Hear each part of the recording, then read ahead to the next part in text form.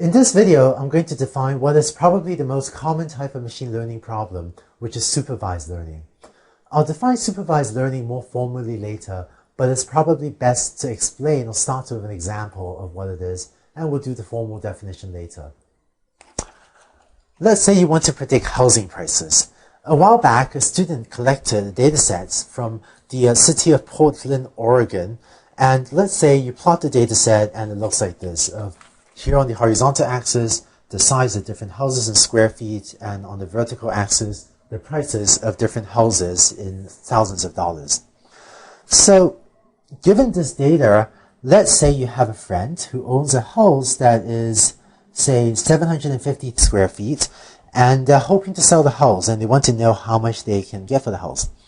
So, how can a learning algorithm help you?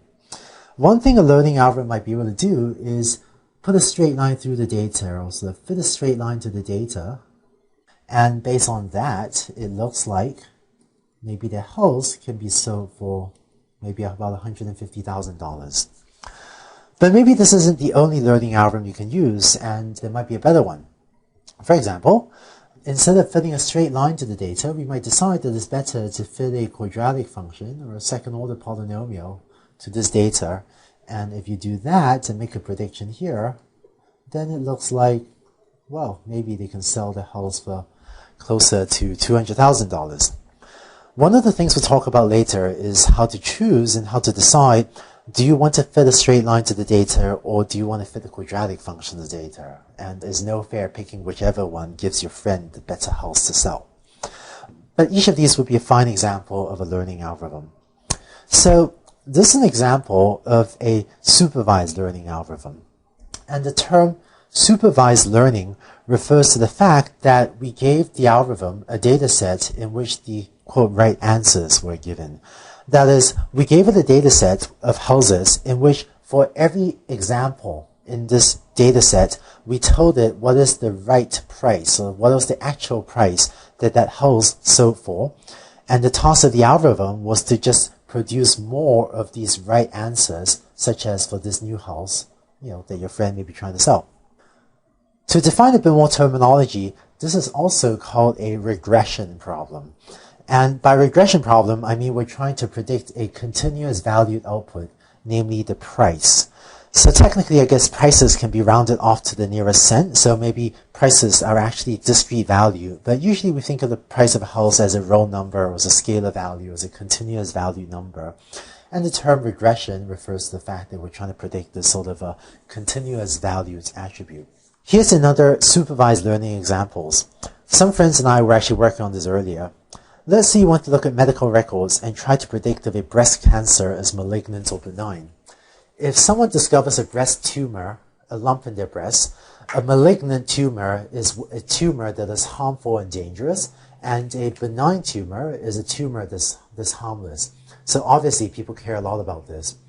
Let's say you collect a data set, and suppose in your data set you have on your horizontal axis the size of the tumor, and on the vertical axis I'm going to plot 1 or 0, yes or no, whether or not these are examples of tumors we've seen before are malignant, which is 1, or 0, or not malignant, or benign.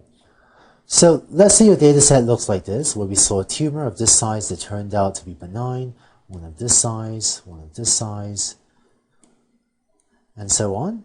And sadly, we also saw a few malignant tumors, so one of that size, one of that size, one of that size, so on.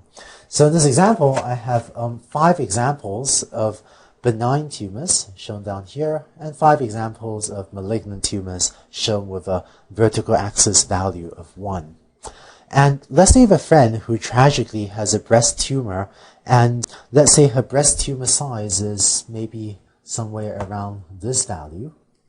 The machine learning question is, can you estimate what is the probability, what is the chance that the tumor is malignant versus benign? To introduce a bit more terminology, this is an example of a classification problem. The term classification refers to the fact that here we're trying to predict a discrete valued output, 0 or 1, malignant or benign.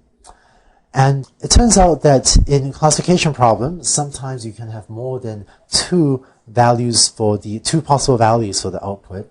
As a concrete example, maybe there are 3 types of breast cancers, and so you may try to predict a discrete value output 0, 1, 2, or 3, where 0 may mean benign tumor, so no cancer, and 1 may mean type 1 cancer, if you have 3 types of cancer, whatever type 1 means, and 2 may mean the second type of cancer, and 3 may mean the third type of cancer. But this would also be a classification problem because there's sort of a discrete value set of outputs corresponding to no cancer, or cancer type 1, or cancer type 2, or cancer type 3. In classification problems, there is another way to plot this data. Let me show you what I mean. I'm going to use a slightly different set of symbols to plot this data. So if tumor size is going to be the attribute that I'm going to use to predict malignancy or benignness, I can also draw my data like this. I'm going to use different symbols to denote my benign and malignant, or my negative and positive examples. So instead of drawing crosses, I'm now going to draw O's for the benign tumors, like so. And I'm going to keep using X's to denote my malignant tumors. Okay, I hope this figure makes sense. All I did was I took my data set on top, and I just mapped it down to this real line like so, and started to use different symbols, circles and crosses, to denote malignant versus benign examples. Now, in this example, we use only one feature or one attribute, namely the tumor size, in order to predict whether tumor is malignant or benign. In other machine learning problems, we may have more than one feature or more than one attribute. Here's an example. Let's say that instead of just knowing the tumor size, we know both the age of the patient and the tumor size. In that case, maybe your data set would look like this, where I may have a set of patients with those ages and that tumor size. It may look like this, and a different set of patients that look a little different, whose tumors turn out to be malignant, as denoted by the crosses.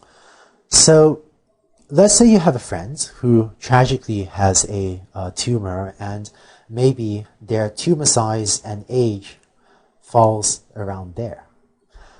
So given a data set like this, what the learning algorithm may do is fit a straight line to the data to try to separate out the malignant tumors from the benign ones. And so the learning algorithm may decide to fit a straight line like that to separate out the two classes of tumors. And, with this, hopefully we can decide that your friend's tumor is more likely, so if it was over there, that hopefully the learning algorithm will say that your friend's tumor falls on this benign side and is therefore more likely to be benign than malignant.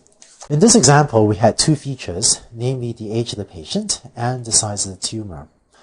In other machine learning problems, we will often have more features. And my friends that work on this problem, they actually use other features like these, which is clump thickness of the breast tumor, uniformity of cell size of the tumor, uniformity of cell shape of the tumor, and so on, and other features as well. And it turns out one of the most interesting learning algorithms that we'll see in this class is a learning algorithm that can deal with not just 2 or 3 or 5 features, but an infinite number of features. On this slide, I've listed a total of 5 different features, right? 2 on the axes and 3 more up here. But it turns out that for some learning problems, what you really want is not to use like 3 or 5 features, but instead you want to use an infinite number of features, an infinite number of attributes, so that your learning algorithm has lots of attributes or features or cues with which to make those predictions. So how do you deal with an infinite number of features? So how do you even store an infinite number of things on a computer? Your computer's going to run out of memory. But it turns out that when we talk about an algorithm called the support vector machine, there'll be a neat mathematical trick that will allow a computer to deal with an infinite number of features. Imagine that I didn't just write down, 2 features here and 3 features on the right, but imagine that I wrote down an infinitely long list. I just kept writing more and more and more features, like an infinitely long list of features. Turns out we'll be able to come up with an algorithm that can deal with that. So just to recap, in this class we'll talk about supervised learning, and the idea is that in supervised learning, In every example in our data set, we are told what is the, quote, correct answer that we would have quite liked the algorithm to have predicted on that example, such as the price of the house or whether a tumor is malignant or benign. We also talked about the regression problem, and by regression, that means that our goal is to predict a continuous valued output, and we talked about the classification problem, where the goal is to predict a discrete valued output. Here's a quick wrap-up question. Suppose you're running a company and you want to develop learning algorithms to address each of two problems. In the first problem, you have a large inventory of identical items. So imagine that you have thousands of copies of some identical item to sell, and you want to predict how many of these items you sell over the next 3 months.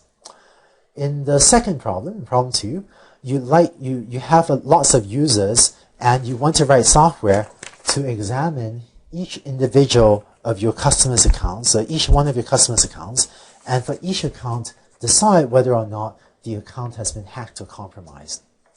So for each of these problems, should they be treated as a classification problem or as a regression problem? When the video pauses, please use your mouse to select whichever of these 4 options on the left you think is the correct answer. So hopefully you got that this is the answer.